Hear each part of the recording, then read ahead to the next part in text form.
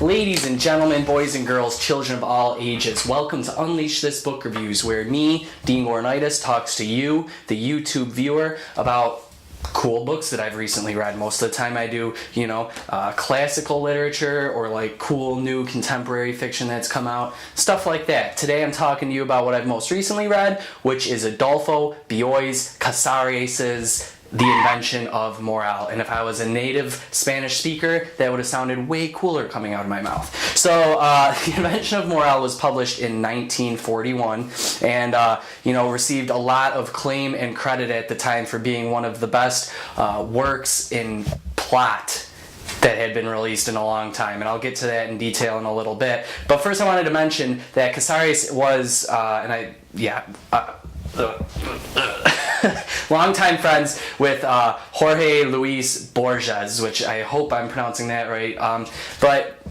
Another very an author who's held in high regard. The two were friends for a very long time, helped each other out on their writing and stuff like that, and it's just kind of a cool tidbit about the background of the story, because Borges had a lot of good things to say about the invention of Morel.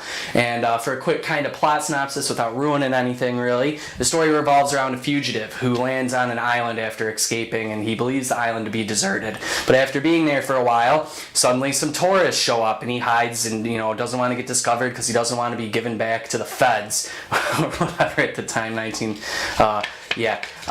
and he, spies from far away. Well, eventually through this spying, he falls in love with, one of these tourists who's always, out gazing at the sunsets and things like that. And he, gets nervous at first. He wonders if he should reach out to her or not. And eventually he gets up the guts to finally reach out and talk to her. And that's when the peculiar and fun kind of stuff happens. And that's also where this book gets its sci-fi tag from. So for the good first half of the book or so, you're reading along, it's a good story, but you're not really understanding maybe where the science fiction aspect comes from, and then bam, it hits you, and it's a cool twist. And now, this book's only I believe 104 pages long in the print version, and this final twist kind of kicks in maybe about 3/4 of the way through, but things start to pick up about halfway of the way through. And the length, I think, is perfect.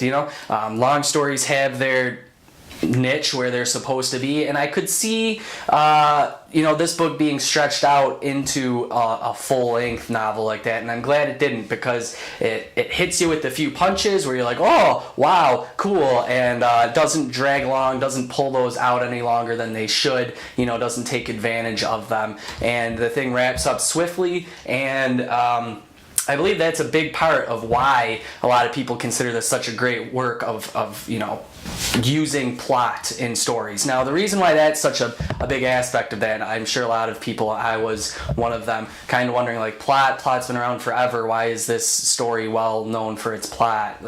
Don't all stories have to have plot? Well, they don't. And through the 20s, a lot of, more of this stream of consciousness where description of the world around you and things like that take a front seat over storyline and plot. And it was widely believed around that time and progressing from it that this was the new direction of books. So for those of you who have read, say, Mrs. Dalloway by Virginia Woolf, or The Sound and the Fury by William Faulkner, or even say Ulysses, if you have the guts to do that, can understand this shift that was sort of happening in the literary culture at the time. And I found a quote, and I lost it, and I wish I had it, but basically of a well-known literary scholar at the time saying that more or less plot was dead. Well, here comes Casares, probably butchering that name, but whatever, with a plot,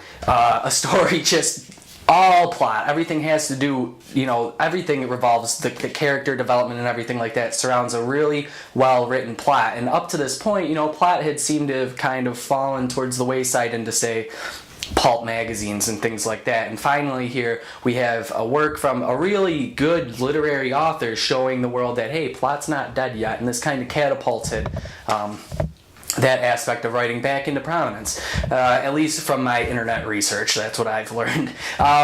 So while you're reading it today, while I'm reading it today, maybe we're not as impressed with the fact that it's based on plot, but it still is a killer plot. So it's still, worth reading just for that. Yeah, it was fun. It's adventurous. It's exciting. It's not too deep, but the show Lost, if you've watched Lost, definitely was inspired in parts, not completely, but in parts from this book. So things like that. If you really enjoy the storyline, the plot of Lost, and realize maybe it kind of lacks in a few other artistic areas, but plot is where it really kills, then this is the exact type of book for you. And of course, it's only 104 pages, so you can finish it in one sitting if you want, and that's cool, right? Yeah. Alright, thanks for tuning in. Thanks for watching. New video will be coming up shortly about what I'm reading next. If you want to read along, check that video out. It should be coming out, very soon. And love to have you guys read along. Love to talk about it, things like that. So I'll see you shortly. Thanks for tuning in. Don't forget to follow me on Twitter at UnleashThis. That's at Unleash_this. And I will see you guys later.